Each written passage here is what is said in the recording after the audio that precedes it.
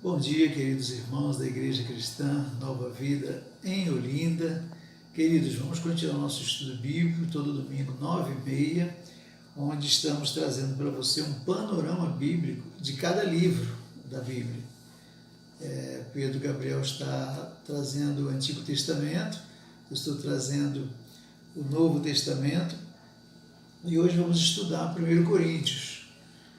Essa carta que o apóstolo Paulo escreve à igreja, e ele ficou sabendo ali de muitas situações ali que precisavam de correção, e ele agiu assim duramente, no sentido de corrigir, de ajudar, de orientar a igreja, porque a igreja de Cristo é uma igreja santa, nós não podemos viver de qualquer maneira. E eles estavam aí misturando a igreja com as coisas do mundo. Então, queridos, vamos estar atentos aí, prepare a sua Bíblia. Não existe estudo bíblico sem a Bíblia, né?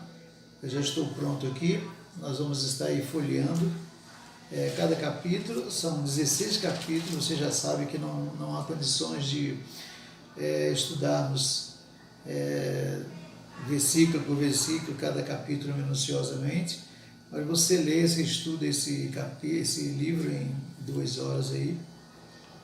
Então vamos aproveitar o máximo aí, ok? Deixa a sua Bíblia aberta aí, pegue as suas anotações, seu computador, enfim, fique à vontade e vamos aqui aprender o máximo, relembrar o máximo do que Paulo deixou para nós nesta primeira carta que ele escreve à igreja aos Coríntios. Amém? Reúna a sua família aí, vamos juntos nos alimentar mais da palavra de Deus, é isso que a nossa alma precisa, nos encher da palavra do nosso Deus. Mas antes vamos orar juntos aí. Pai querido, obrigado, Senhor, por mais esta manhã de domingo, quando o Senhor reservou para nós esse período de estudo bíblico. Temos aprendido tanto contigo, Senhor, e é isso que alimenta a nossa fé, que aumenta a nossa fé.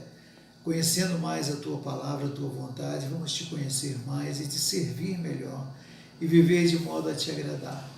Pedimos que a unção do Teu Espírito esteja sobre nós, mesmo, Senhor, nesta aula, Senhor, online, através da internet. Nós Te louvamos por cada família que está reunida agora, para juntos ouvirmos a Tua voz. Que o Teu Espírito nos fale, edifique a Tua igreja, fortaleça, renove a nossa fé em Ti, e que tudo que ouvirmos possamos praticar.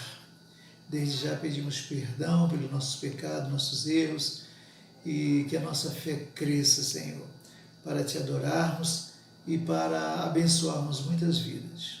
Em nome de Jesus. Queridos, são 16 capítulos. O apóstolo Paulo, que realizou várias viagens missionárias, conforme o Senhor o salvou, o chamou para isso, o preparou para isso.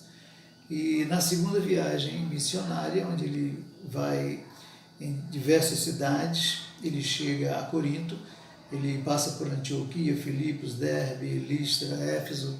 Chegando em Corinto, como de costume, ele vai à sinagoga dos judeus e começa a falar de Jesus, do Evangelho, que ele aprendeu com o próprio Jesus. Como ele disse, eu não aprendi de homem algum, aprendi com Jesus. E chega ali a Corinto, aquela cidade tremendamente rica e poderosa, a capital da Acaia, mas rica também, não apenas no seu comércio fortíssimo, a sua cultura fortíssima, e o pior de tudo, uma cidade moralmente depravada, por causa da sua riqueza, do seu luxo, dominada pela imoralidade e perversão. Eles adoravam ali a deusa Epafrodite, que era a deusa da fertilidade.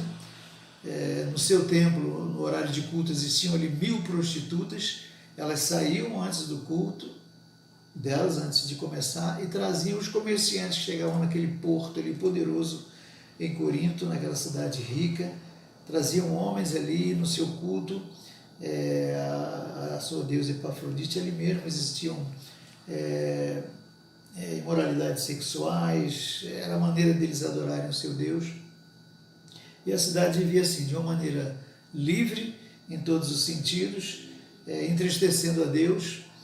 E foi essa cidade terrível que Paulo chega, começa a pregar o Evangelho, falar do reino de Deus, chamando todos ao arrependimento, e muitos se converteram. Ali ele plantou esta igreja, deixou essa igreja ali, deixa ali Timóteo cuidando da igreja, vai a outras cidades, mas ele fica sabendo por vários irmãos que estavam ali, pessoas fiéis à igreja, fiéis a Jesus Cristo, principalmente a irmã Chloe aqui, uma serva de Deus fiel, e a sua casa também estava aberta para a pregação do Evangelho, que a igreja em Corinto não estava bem, que eles estavam permitindo todo tipo de pecado ali, de erros, estavam misturando o Evangelho de Jesus Cristo, o reino de Deus, a vida santa que nós recebemos em Cristo, com os costumes que eles aprenderam e viveram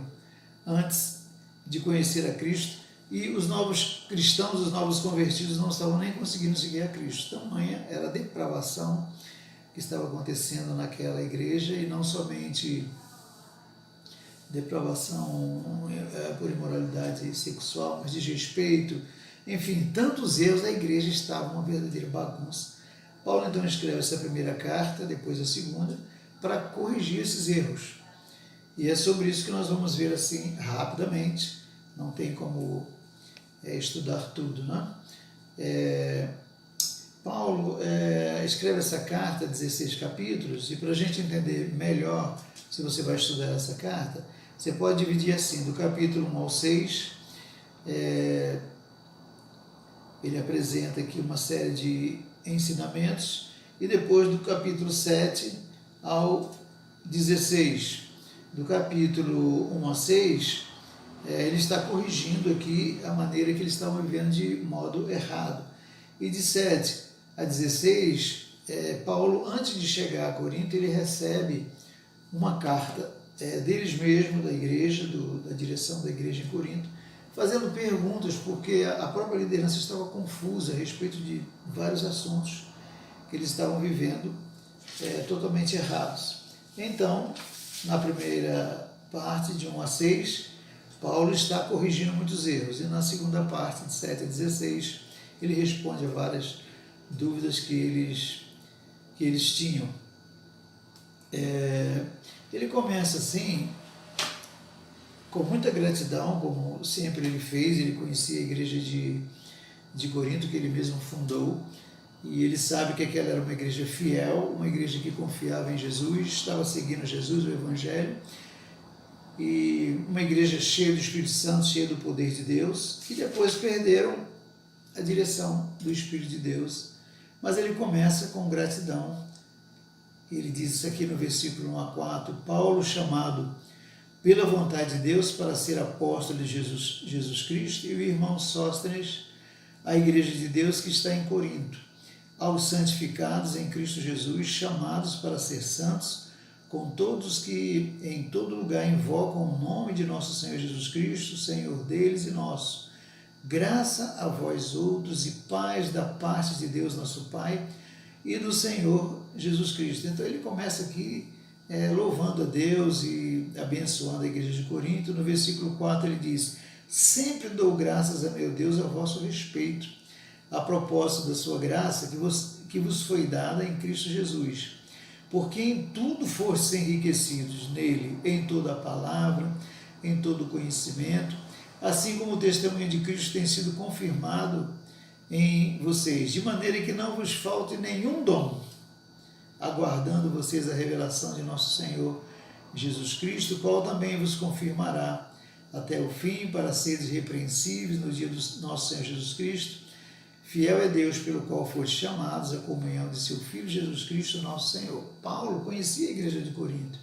Ele ficava feliz quando lembrava daquela igreja, dos irmãos, dos líderes que permaneciam fiéis ao Senhor.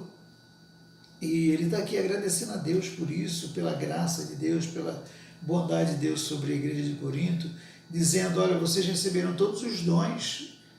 Nós sabemos que o Senhor nos salva, Ele nos capacita, Ele nos dá o seu Espírito, e o Espírito Santo nos capacita, distribui dons espirituais para cada um, conforme nós vamos ver aqui no capítulo 12 mais detalhadamente. Cada um desenvolve o seu trabalho, e a soma de tudo isso Deus é glorificado, a igreja é edificada, as pessoas são salvas pelo trabalho de cada um. Então Paulo começa aqui elogiando, glorificando a Deus, porque ele conhece a igreja de Corinto. E ele está dizendo, não falta nada para vocês. Eu louvo a Deus pela vida de vocês. Por outro lado, ele fica sabendo que eles estavam agora enfraquecidos na fé, não estavam vivendo de acordo conforme eles aprenderam. Então Paulo aí começa a corrigir, porque a correção e a disciplina fazem parte da igreja de Cristo.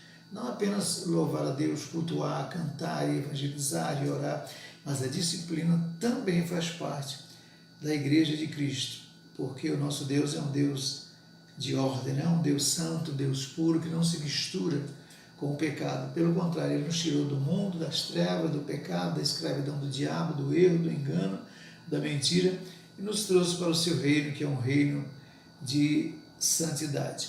Então ele começa aqui com o primeiro assunto, dizendo o seguinte: olha, eu estou sabendo que vocês estão vivendo totalmente desunidos, muitas divisões. E isso está no capítulo 1, eu estou no capítulo 1, você está acompanhando aí, né? Do 10 ao 17.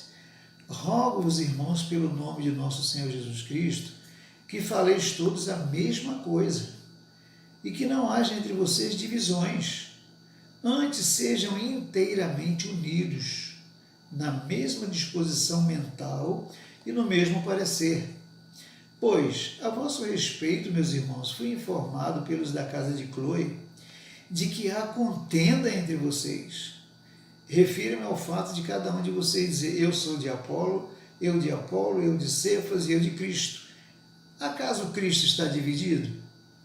Foi Paulo crucificado em favor de vocês? Foste porventura batizado em nome de Paulo? Dou graças a Deus, porque a nenhum de vocês batizei, exceto Cristo e Gaio, para que ninguém diga que foste batizado em meu nome. Batizei também a casa de Estéfanos, além deste, não me lembro se batizei algum outro, porque não me enviou Cristo para batizar, mas para pregar o Evangelho, não com sabedoria de palavra, mas para que não se anule a cruz de Cristo. Então, Paulo já começa aqui a exortar os coríntios, porque eles estavam todos divididos. Ao invés de se unirem pela oração, pela palavra, eles deixaram que o orgulho tomasse conta do coração deles, e sempre assim, cada um considera-se melhor do que o outro, não é? E daqui a pouco não existe mais harmonia, não existe mais unidade, e eles estavam lá divididos, como se fosse uma série de partidos políticos na igreja, né? Infelizmente, se não vigiarmos, acontece isso. Então tinha lá o partido de Paulo, eu sou de Paulo, eu sou de Cefas, eu sou de Cristo, eu sou de Apolo. Cada um tinha uma característica, mas todos eram líderes formados, preparados por Deus para a pregação do Evangelho, para conduzir a igreja no temor a Deus, para a oração, para a evangelização. O Espírito Santo usa cada um de nós, ele nos salva, ele nos prepara, nos capacita para servir. Nós fomos salvos para servir. E lembrando que isso, a nossa vida aqui na igreja, é um treinamento para o céu, porque lá quando estivermos com o Senhor para sempre, nós vamos servir a Deus também. Ele irá reinar sobre as nações, irá conduzir os novos céus e a nova terra, e nós estaremos com Ele como sua noiva. Então nós vamos trabalhar, nós vamos servir também ao Senhor. Então tudo que fazemos aqui, a cada dia da nossa vida na igreja, é para servir a Deus. O que acontece nessa divisão, geralmente nas divisões, o que acontece?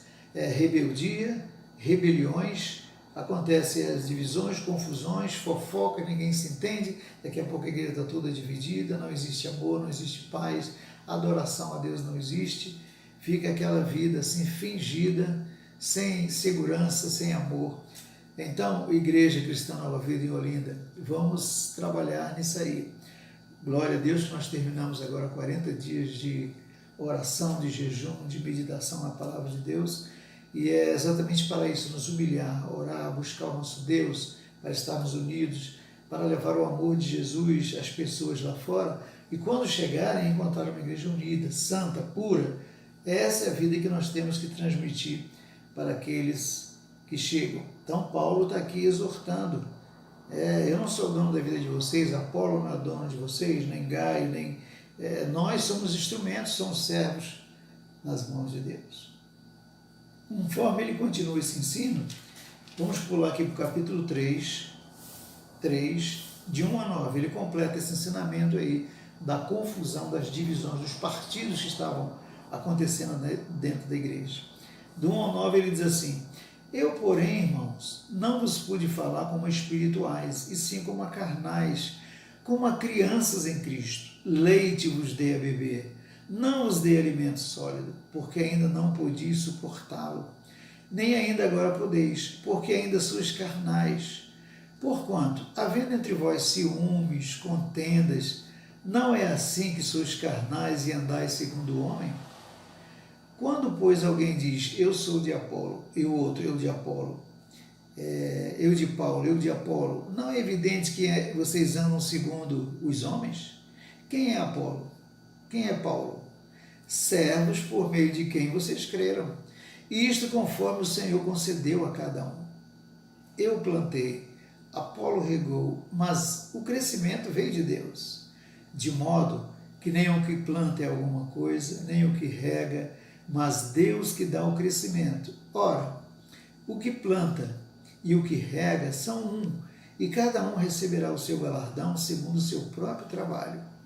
Porque de Deus somos cooperadores, lavoura de Deus, edifício de Deus. É o que nós somos.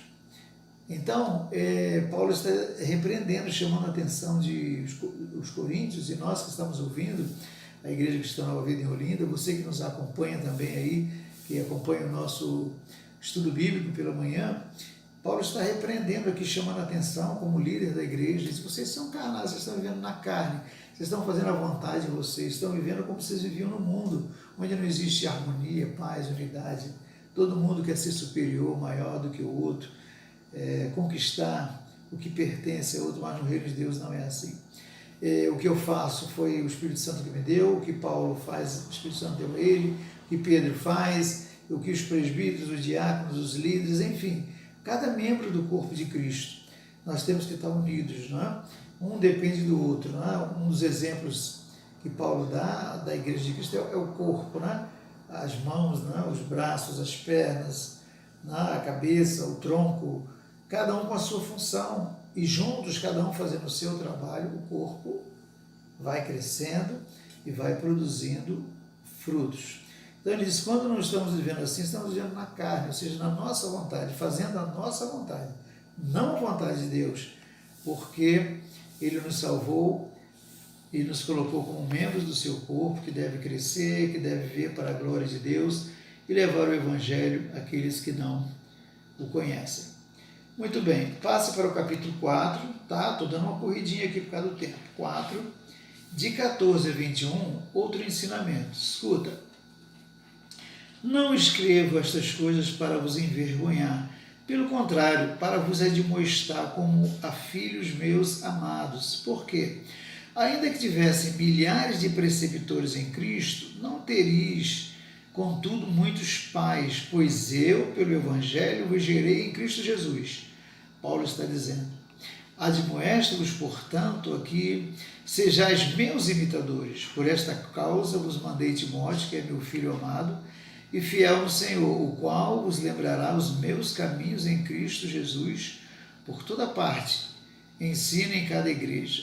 Alguns se ensoberbeceram, como se eu não tivesse de ir ter convosco, mas em breve irei visitar-vos, se o Senhor quiser, e então conhecerei não a palavra, mas o poder dos ensoberbecidos, porque o reino de Deus consiste não em palavras, mas em poder.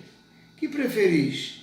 Irei a vocês com vara ou com amor e espírito de mansidão? Isso aqui é uma palavra severa, dura, que Paulo está dizendo. Como líder da igreja, como eu plantei essa igreja, eu tenho autoridade, tenho poder, tenho ousadia para chegar a vocês. Vocês querem que eu chegue como aí? Com amor, com adoração, com carinho, com oração, ou com vara, ou com correção, como farei, de acordo com cada situação que encontrar aí. Veja, queridos, que a igreja de Cristo foi estabelecida por ele é o nosso alicerce, mas ele colocou líderes, autoridades, que têm que dirigia esse rebanho, conduzia esse rebanho como sendo o rebanho de Cristo. O líder não é dono do rebanho. Eu não sou dono da sua vida, eu sou pastor da Igreja Cristã Nova Vida, em Olinda. E nós temos que andar conforme o Evangelho de Cristo, conforme a palavra de Deus. Se você tiver alguma coisa que eu falar aqui, ou Pedro, ou qualquer um outro líder, que não combina com a palavra de Deus, nos chame a atenção, venha nos procurar. Porque a Igreja de Cristo tem que viver de acordo com a sua palavra. Então, Paulo aqui revestido de autoridade, como que ensinando e representando a liderança da Igreja de Cristo, ele está aqui. Como é que vocês querem que eu chegue aí? Se preparem que eu estou chegando aí. Não é como aquele pai que vai com amor, que conversa com o filho, ou já o pai já está com a vara na mão, vem cá, pega o menino e corrige o menino, disciplina, porque a obra de Deus, a Igreja de Cristo não vive de qualquer maneira. Muito bem. Então ele pula aqui para o capítulo 5, vamos para o capítulo 5, olha que coisa tremenda. O capítulo 5 aqui, nós vamos ler até o 8. Aqui ele chama a atenção da igreja porque estavam nessa área da imoralidade sexual. Assim como a igreja de Corinto era totalmente envolvida pela adoração a Deus Epafrodite, a Deus da fertilidade, e a imoralidade sexual dominava a cidade, eles agora estavam trazendo isso para dentro da igreja. Esqueceram da sua salvação, do perdão, da purificação dos seus pecados, estavam voltando a essa vida carnal, que não tem nada a ver com a Igreja de Cristo. Capítulo 5. Geralmente se ouve que há entre vós e vocês imoralidade tal como nem mesmo entre os gentios, isto é, haver quem se atreva a possuir a mulher do seu próprio pai. E contudo andais vocês assim, soberbecidos, e não chegasse a lamentar. Estava acontecendo esse absurdo, um filho com a mãe, tendo relações sexuais, e ninguém estava nem aí, a liderança, a igreja, como se aquilo fosse tudo normal. Para que fosse tirado do vosso meio quem tamanho ultraje praticou. Eu, na verdade, ainda que ausente em pessoa, Paulo não estava lá ainda, mas presente em espírito, já sentenciei, como se estivesse presente, que o autor de tal infâmia seja, em nome do Senhor Jesus, reunidos vocês e o meu espírito, com o poder de Jesus, nosso Senhor, entregue a Satanás para a destruição da carne, a fim de que o espírito seja salvo no dia do Senhor Jesus. Não é bom o vosso orgulho, não sabeis que um pouco de fermento leveda a massa toda?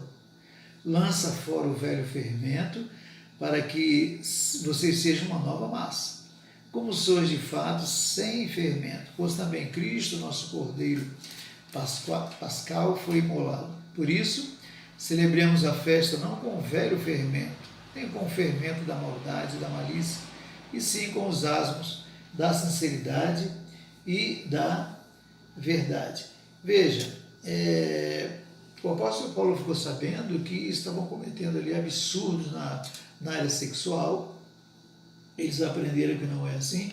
O relacionamento sexual, homem e mulher, que Deus criou para o prazer dos dois, para a criação dos filhos e a família, o lar que Deus instituiu, estava totalmente pervertido. A igreja, parte da igreja estava vivendo como viviam antigamente na cidade, a ponto de chegar esse absurdo, um filho vivendo com a mulher do seu pai, o próprio pai, vamos dizer aqui a madrasta, né? E Paulo ainda exorta, dizendo, vocês não tomam atitude nenhuma, não pode ser não, tem que pegar esse sujeito aí, esse casal, e ele não pode ficar na comunhão, na comunhão com a igreja, porque ele não está vivendo conforme a vontade de Deus, e ele está sendo como aquele fermento que está fazendo mal à massa, ele está contaminando a igreja, daqui a pouco toda a igreja está contaminada, tem que ser retirado, entrega a Satanás. E isso significa o seguinte, não é que Paulo estava fazendo mal, ele estava sendo impiedoso, mas essa expressão significa que se ele ficasse ali, além de contaminar a igreja toda, jamais a igreja ele teria chance de se arrepender. Mas não deixe ele ficar na igreja, manda ele para casa, manda ele orar, se humilhar e se arrepender e volta, para que a sua alma seja salva. Então eram correções assim tremendas que Paulo chegou e dizendo não pode ser assim, o cristão não pode viver dessa maneira. Muito bem, isso aqui foi uma das lições, né? Divisões, a vida sexual totalmente errada. Nós não vivemos de qualquer jeito porque o Senhor nos deu uma vida santa, uma vida pura. O outro ensinamento no capítulo 6, terminando essa primeira parte, era uma confusão que estava havendo entre os irmãos em Cristo. E isso aqui é interessante, irmãos, nós temos que ter muito cuidado, vigiar com isso aqui. Aventura-se algum de vocês, tendo questão contra outro, a submetê-la a juízo perante os injustos e não perante os santos? Uma contenda, uma desarmonia lá entre irmãos, ao invés de resolverem ali, levava para a justiça do mundo resolver, acusando um ao outro. Paulo acha isso um absurdo e nós devemos achar também. Ou você não sabe que os santos hão de julgar o mundo? Ora, se o mundo deverá ser julgado por nós, sois acaso indignos de julgar coisas mínimas? Nós vamos julgar o mundo. Então, entre nós não podemos resolver nossas situações? Vocês não sabem que haveremos de julgar os anjos? Quanto mais as coisas desta vida. Entretanto, vocês, quando tendes a julgar negócios terrenos, constituís um tribunal daqueles que não têm nenhuma aceitação na igreja. Para vergonha, digo a vocês, não há porventura nenhum, ao menos um sábio entre vocês, que possa julgar no meio da irmandade? Mas irá um irmão a juízo contra outro irmão, isto perante incrédulos? O só existir entre vocês demandas já é completa derrota. A gente viver brigando na igreja, já está derrotada a igreja. A igreja tem que viver unida. Por que não sofreis antes a injustiça? Por que não sofreis antes o dano? Mas vocês mesmo fazeis a injustiça e fazem o dano, isto aos próprios irmãos. Ou não sabeis que os injustos não herdarão o reino de Deus? Não se enganem. Impuros, idólatras, adúlteros, efeminados, sodomitas, ladrões, avarentos, bêbados, maldizentes, nem roubadores herdarão o reino de Deus.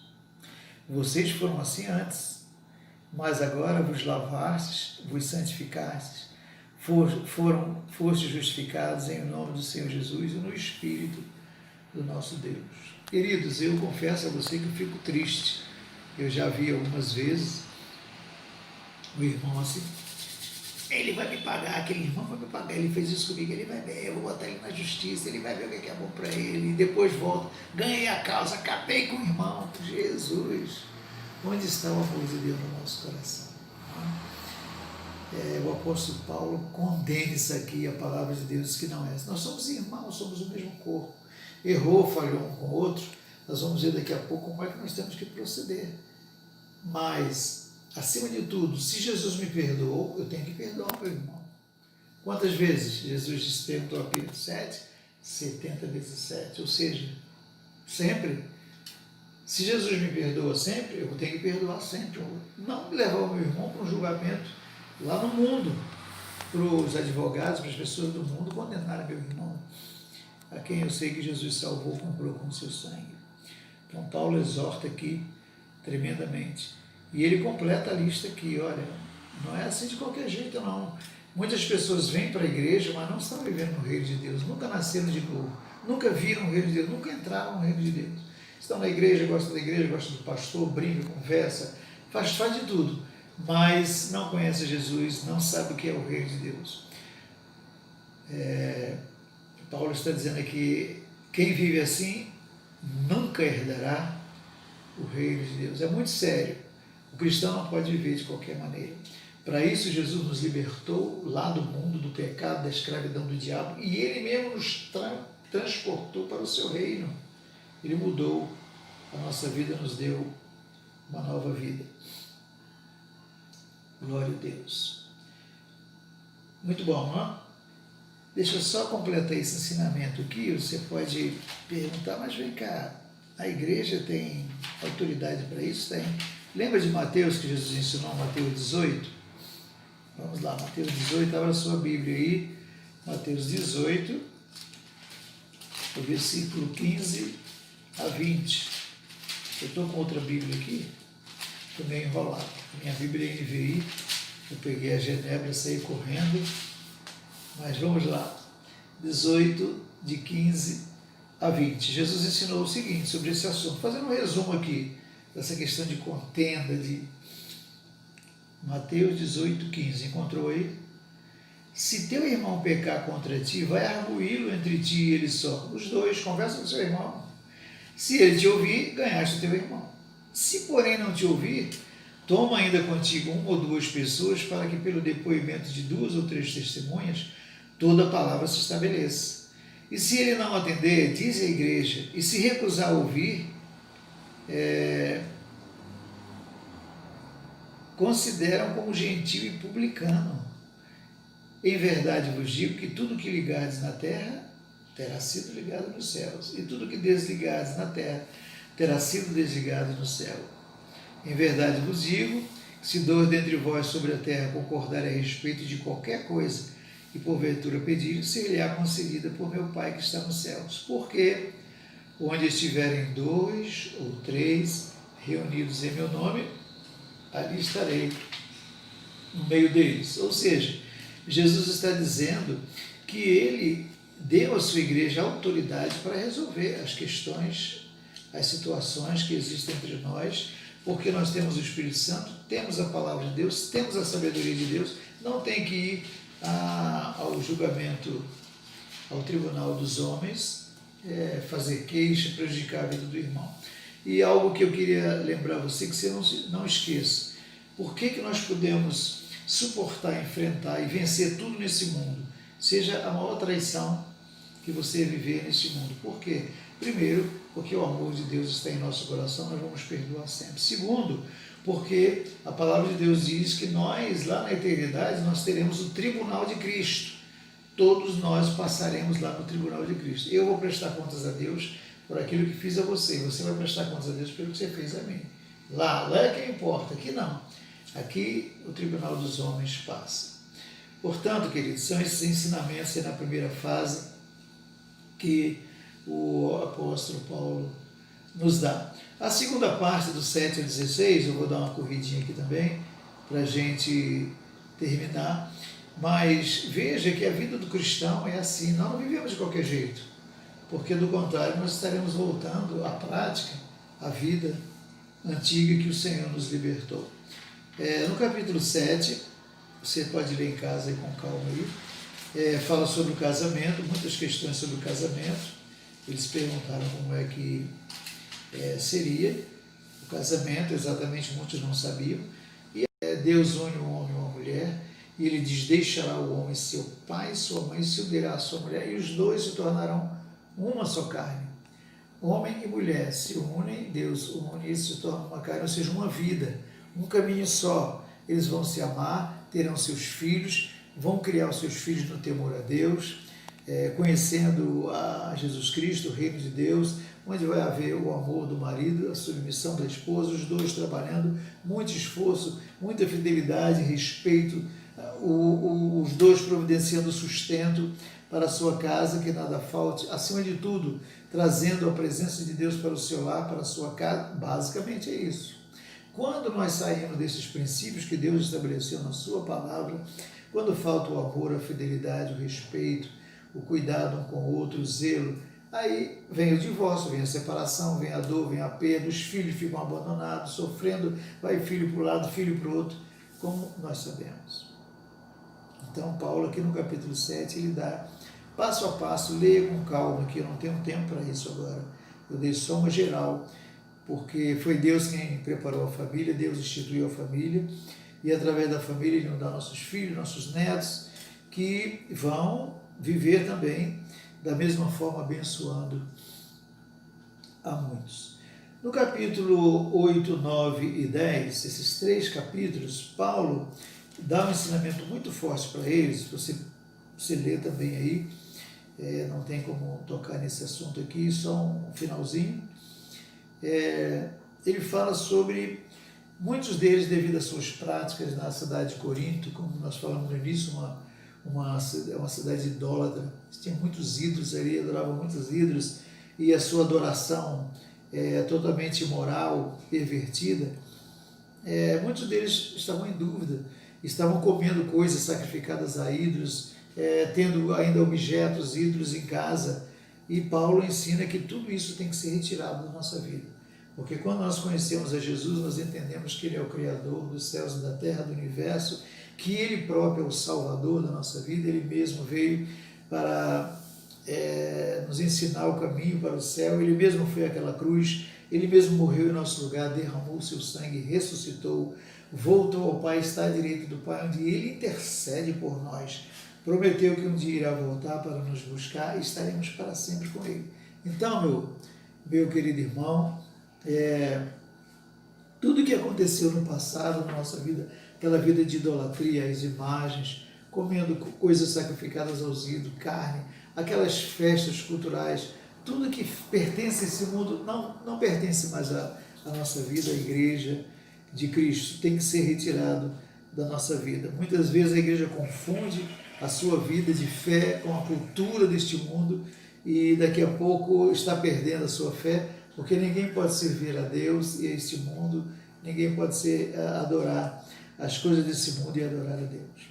Então, nos capítulos 8, 9 e 10, ele fala de uma série de ensinamentos sobre o que é próprio para a vida do cristão e o que nós não devemos permitir na nossa vida. E no capítulo 10, 8, 9 e 10 falam sobre essas questões aí. Mas no capítulo 10, eu vou ler aqui do 1 ao 13, ele dá um exemplo de Israel. Capítulo 10. Ora, irmãos, não quero que ignoreis que nossos pais estiveram todos sobre a nuvem e todos passaram pelo mar, quando Israel atravessou o mar, tendo sido todos batizados assim na nuvem como no mar, com respeito a Moisés. Quando eles passaram, eles foram batizados, ou seja, consagrados a Deus. Todos eles comeram de um só manjar celestial e beberam da mesma fonte espiritual, porque bebiam da pedra espiritual que os seguia. Deus manda o maná e comeram. E isso unia também com o povo de Deus. Bebiam da água que saía da rocha. Eram unidos também na sua comunhão com Deus. E a pedra era Cristo. Entretanto, Deus não se agradou da maioria deles. Paulo está dizendo, olha, Deus abençoou Israel, tirou do Egito, da escravidão de Faraó, atravessaram o mar, colocou-os em Canaã, abençoou-os, mas Deus não se agradou de todo mundo, não. Muitos ficaram prostrados no deserto. Ora, estas coisas se tornaram exemplos para nós, para mim e para você. O que Israel viveu ficou exemplo para nós, a fim de que não cobicemos as coisas mais como eles cobiçaram. Não sejam idólatras como alguns deles, porque está escrito, o povo assentou-se para comer, beber, levantou-se para divertir-se. Queriam nada com Deus. E não pratiquemos imoralidade, como alguns deles o fizeram e caíram num só dia, 23.000. Não ponhamos o Senhor à prova, como alguns deles já fizeram e pereceram pelas mordeduras das serpentes. Nem murmureis, como alguns deles murmuraram e foram destruídos pelo exterminador. Estas coisas lhes sobrevieram como exemplos e foram escritas para advertência nossa, e nós, outros, sobre quem os fins dos séculos têm chegado. Aquele, pois, que pensa estar em pé, veja que não caia. Não vos sobreveio tentação que não fosse humana, mas Deus é fiel, e não permitirá que sejais tentados além das vossas forças. Pelo contrário, juntamente com a tentação, vos proverá livramento, de sorte que o possais suportar. Assim como Israel caminhou do Egito para Canaã, Deus estava presente com eles, deu o mandamento, abençoou, guardou, a roupa dele não se envelheceu 40 anos, as sandálias não se gastaram, Deus alimentou, tinha água, tinha proteção, mas eles olhavam para trás, olhavam para o Egito, e só quem entrou em Canaã foram os que nasceram no deserto. Todos que saíram do Egito morreram, com exceção de Josué e Caleb. Porque Deus é santo, Deus não se mistura com o pecado. Nós não podemos dizer que estamos seguindo a Cristo e vivendo da maneira como o mundo vive. Muitos estão fazendo isso, mas lembre-se, fica esse exemplo. A maioria morreu no deserto, ficou lá, não entraram em Canaã, não desfrutaram das promessas de Deus. Capítulo 11. Está aí no capítulo 11? Estamos terminando aqui. No capítulo 11, também não vou ler nada, Paulo está corrigindo aqui problemas com respeito ao culto. O culto estava sendo feito de qualquer maneira. Tá? Sem reverência, sem ordem, sem respeito, aquele culto assim, as crianças, todo mundo correndo, usando os dons espirituais de qualquer jeito, participavam da ceia como se fosse uma festa, tinha gente bêbada lá na Santa Ceia, e Paulo está exortando tremendamente, ensinando que não é assim que a igreja do Senhor vive. No capítulo 12, Paulo ensina sobre os dons espirituais, que está muito tumultuado aquilo ali, e ele explica que os dons espirituais são do Espírito Santo, não são nossos, os ministérios são do Espírito Santo, não são nossos, os serviços que nós praticamos, o fruto do Espírito que muda o nosso caráter, faz crescer o nosso caráter como filhos de Deus, tudo isso pertence ao Espírito Santo e ele distribui e ele usa cada um de nós conforme ele quer, para que toda a igreja seja edificada, para que tenhamos capacidade de orar, de adorar, de amar, de perdoar, de evangelizar, de orar. Tudo vem do Espírito Santo na nossa vida. E aqui no capítulo 12 ele está corrigindo esses erros e ele conclui dizendo que o resultado de tudo isso é uma igreja forte, uma igreja segura. Ele termina aqui sobre este assunto da ordem no culto, do versículo 27, 12, 27. Encontrou aí? Vamos lá? Ora, vocês são o corpo de Cristo, individualmente membros desse corpo. Alguns estabeleceu Deus na igreja, primeiramente apóstolos, em segundo lugar profetas, olha a ordem, terceiro lugar mestre, depois operadores de milagres, depois dons de curar, socorros, governo, variedade de línguas. Porventura são todos apóstolos? Não. Todos profetas? Não. São todos mestres? Não. Ou operadores de milagres? Não. Têm todos dons de curar? Não. Falam todos em outras línguas? Não. Interpretam todas? Não. Entretanto, procurai com zelo os melhores dons. Os dons espirituais pertencem ao Espírito Santo para edificar a igreja, para que nós possamos servir de modo a agradar a Deus. Procurem os melhores dons, com zelo. Quais são os melhores dons? Aquele que você precisa, de acordo com a sua necessidade, de acordo com a situação, com o serviço, com a situação em que você se encontra. Ore e o Espírito Santo vai te capacitar, te dar sabedoria e através dos dons espirituais você vai resolver qualquer situação para a edificação da igreja. O capítulo 13, o famoso capítulo 13 de 1 Coríntios, capítulo do amor, não aquele amor imoral, aquele amor lá do mundo, de qualquer jeito, mas ele corrige dizendo no capítulo 13, primeiro versículo: ainda que eu fale a língua dos homens e dos anjos, se não tiver amor, serei como bronze, que soa como símbolo que retine. Ainda que eu tenha o dom de profetizar e conheça todos os mistérios e toda a ciência, ainda que eu tenha tamanha fé a ponto de transportar montes, se não tiver amor, nada serei. E ainda que eu distribua todos os meus bens entre os pobres, e ainda que eu entregue o meu próprio corpo para ser queimado, se não tiver amor, nada disso me aproveitará. O amor é paciente, benigno, não arde em ciúmes, não se ufana, não se ensoberbece, não se conduz inconvenientemente, não procura os seus interesses, não se exaspera, não se ressente do mal, não se alegra com a injustiça, mas regozija-se com a verdade. O amor tudo sofre, tudo crê, tudo espera, tudo suporta. O amor jamais acaba. É o amor de Deus que Ele derramou em nosso coração. O Espírito Santo derrama o seu amor em nosso coração. E com esse ensino, ele corrige a maneira de amar erradamente que a igreja de Corinto estava vivendo e que nós temos que observar também como está o nosso coração. No capítulo 14 ele volta a orientar sobre os dons espirituais, a ordem no culto, O culto não pode ser de qualquer maneira. Capítulo 14, como deve acontecer o culto. Cada um no seu lugar, cada um de acordo com o seu dom espiritual, com o seu trabalho, com o seu serviço, para que todos sejam edificados e Deus glorificado.